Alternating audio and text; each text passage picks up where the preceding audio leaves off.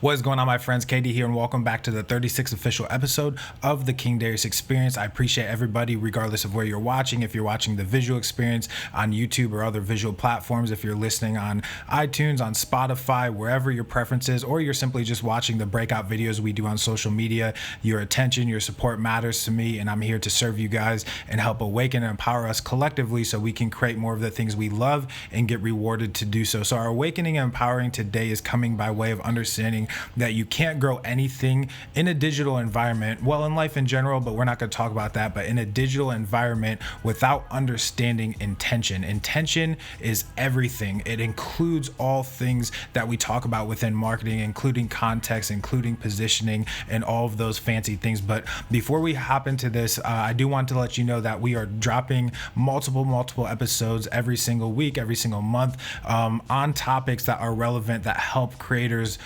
create more and do more of what they love. And this comes by way of many different things that we are creating. So I'm doing obviously the King Darius Experience. We're also doing What's Sacred, which is more of a tactical version of updates in the industry. I'm also doing 3 or 4 weekly procasts with Swonormus and his team as well, which is around attention, intention, and distribution systems specifically, since we have literally grown our businesses together over the last 4 to 6 years, and we kind of dive into what's happening in the world and how we can apply those things to our lives. But we also cross over into the fitness world because he's a huge fitness personality as well. So make sure you're keeping up with that, because the next episode of What's Sacred, I'm going to be talking about Hulu's new self-serve advertising tool, how we can dive into understanding the audiences and the intentions behind that platform so you can use it.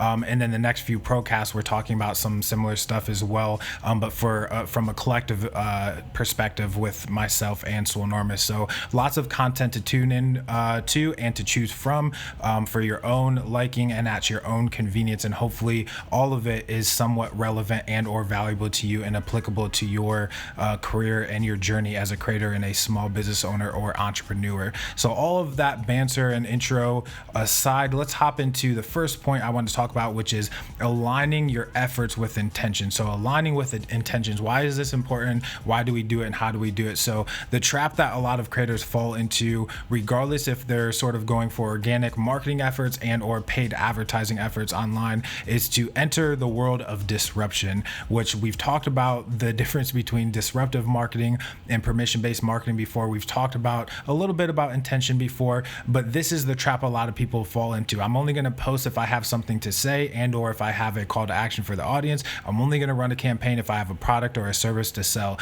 If you get into this sort of like call and response, direct response sort of flow, you're going to get into the trap that everybody does, which is your brand is solely based off of asking. And I think that can be, you can work around and find loopholes and find little areas in pockets of the internet that work, that are either underserved or there's a little bit of white space. But generally speaking, this is not a good idea to solely operate in this mindset and sort of execution space. So one of the things you can do to avoid this is understanding the intention both behind how does the platform get paid? How do they get their money? And how does the user consume on that platform? If you can specifically understand those two things, regardless of what you're doing, and this is applicable not just on social media, but also on ad platforms, also in media environments, also in communities and groups and all of that kind of stuff. How is the platform that is being hosted on getting paid? Because the only reason it exists is because there's some type of model or infrastructure behind it. And what are they generating in regards to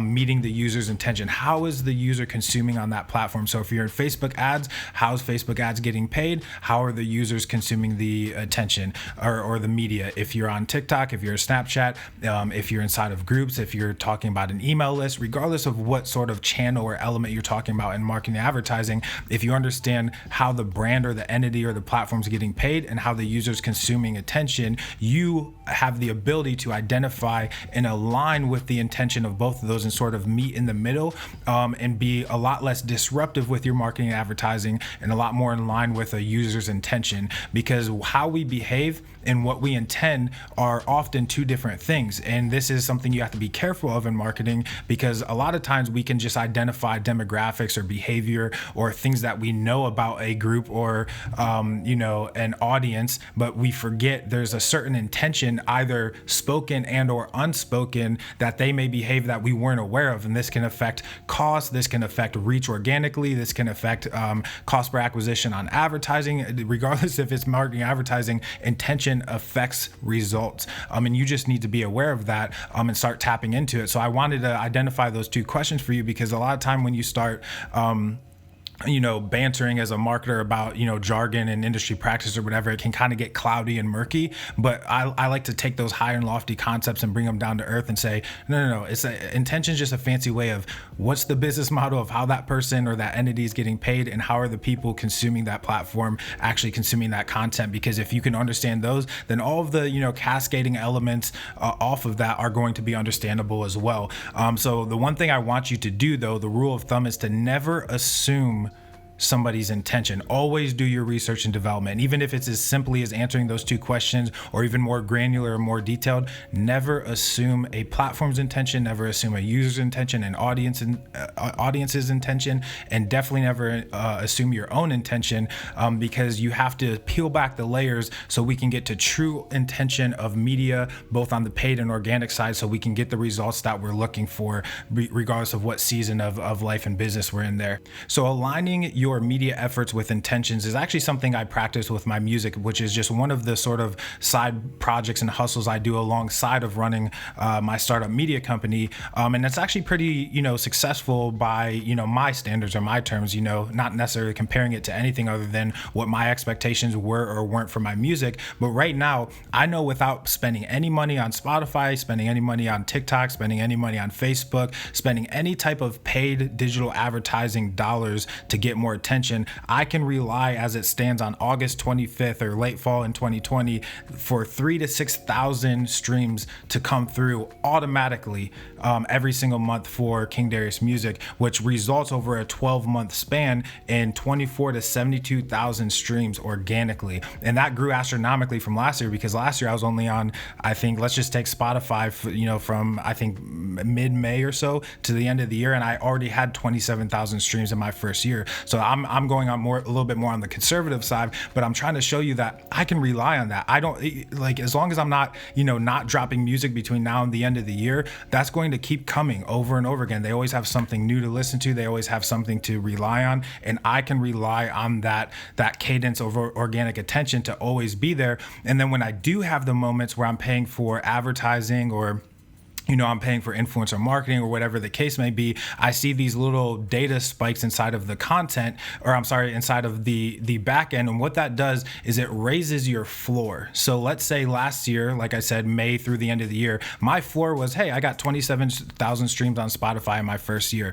So by those little advertising and influencer marketing moments, they spike. And then when they come back down, my floor is a little bit higher. So let's say maybe this year, I don't know, maybe let's say it's only 45,000 streams. But that's a little bit different from last year at 27,000, right? So I'm able to raise my floor every time that I do a little bit of an influx of cash. And that also gives you the freedom to sort of ebb and flow with how your cash flow is working individually, if you haven't, fully launched and sustained your business yet, or as a small business, because we know that cash flow is everything when it comes to business. So if you have organic infrastructure and you have that attention coming in, then as you have the extra cash to spend, and you can, hit my water over here. As you have the cash to spend, you can influx that, knowing that it's going towards a solid foundation and raising your floor of attention there. So the last thing that I want to talk about here is using paid media to earn organic attention, which I kind of alluded to there, but I'm going to give you specificity around this. So influencer marketing, micro campaigns around, any self-serve advertising tool, which we're also going to be talking about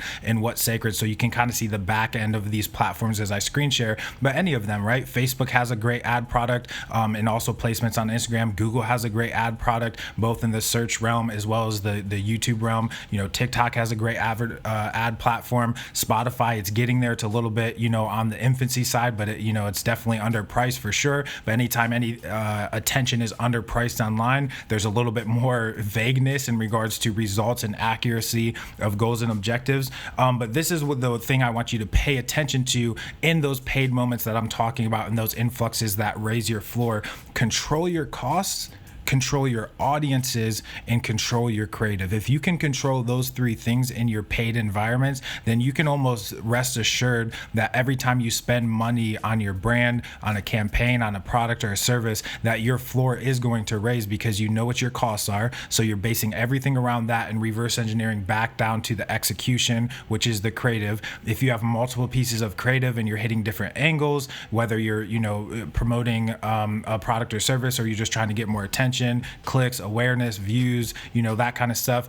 You just want to make sure that you have diversity in creative, so that way you're not just growing vertically, essentially. And what I mean by that is when you have more than one way to spend your money. Like, hey, I have 3 adverts, or I have a long version and a short version. I have one with a strong call to action, one with a soft call to action. I have one that is crowdsourced and a little bit more broad in its messaging. I have a second one that's a little bit more vertical and accurate with its messaging, right? And I'm kind of spitting off the top of the head, because this is the mindset you need to be in when you're thinking about how to, go into these environments. You need to have brainstorm time and actually sit down and strategize some of this, because nothing is guaranteed in marketing and advertising. However, if you take your mind to those places ahead of time, you are able to, like I said, control your costs, control your audiences, and control your creatives, so you know what you're pushing to who and how much money you're spending on it. That's going to be the most important thing. And a lot of people get caught up on budgets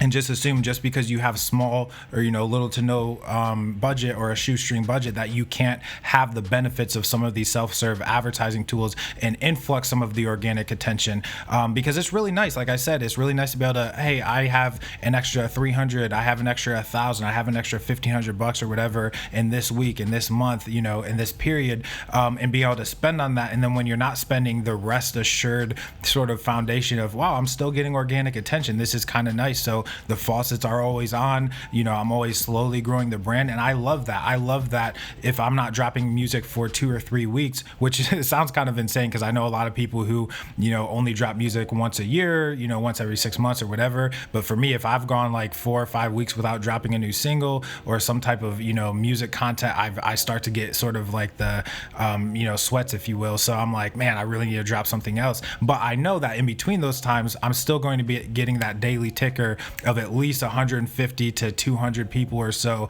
that are going to be listening and streaming my music every day. And then all of the extra stuff and my collaborations and influencer marketing, advertising is just complementary and supplementary to that. So that way I can capitalize on different windows of opportunity. So if we recap really quick, learn how to align your intentions or align your efforts with intentions, right? Don't get caught in that trap of organic versus paid disruptive type of marketing. Aim for organic reach before you aim for paid reach, so that way you're not only subject to paid media, so that way when you stop spending, so do the results, and nobody wants to get caught in that scenario. And then finally, use those small paid moments and those small paid media self-serving advertising moments to influx and raise the floor of what's happening organically. And this relationship between your organic and your paid efforts is what exponentially grows your brand over time, and sort of alleviates and eradicates that high spike, low floors, high ceilings, low floors that a lot of people experience with their marketing, to where it's like, man, if I'm not actively doing this, I feel like nothing is growing, and that's not a fun place to be with your brand. So hopefully this is encouraging to you. Hopefully this is awakening, empowering to you, and I'm going to continue to share more and more of what's actually happening, the real-time campaign stuff, the real-time ad platform and emergence of new platforms, so that way you guys can actually see the application of these things as well, and not necessarily just hear somebody who quote unquote has experience talk about it, because I want you guys to sort of journey with me, because there's certain aspects of my career that are are, somewhat 80 to 100% mature in regards to understanding and development. But then there's other parts where I'm still experimenting as if it's day one. A lot of that's around my music. A lot of that's around the things I want to get into longer term, in regards to the film, entertainment, and music side of things for my own self and my own brands. But when it comes to the stuff I'm doing for clients and running large budgets, I'm collectively running, somewhere between $300,000 and $500,000 at any given month of, advertising in some of these different platforms for multiple clients. So I'm able to see things without necessarily being the one I'm running advertising for, which I love to share those learnings, because me just doing that for the sake of doing it is not why I'm in marketing. It's not why I'm in music. It's not why I'm in, entertainment. I want to do it so that way, I can grow my brands and sort of use it as a learning machine while still having stability revenue wise and all that kind of stuff. But I also want to be able to help people and say, hey, this may not be for me, but check this out because it may be for you. So other than that, we will see you in the next episode of the King Darius Experience. Peace. That's a bed that you made. That's a bed that you made. That's a bed that you laid. That's a bed that you laid. What kind of game is you playing? We go hard in the paint. We go hard in the paint. Yeah. What the fuck is you saying? I only go where they pay. What kind of game is you playing?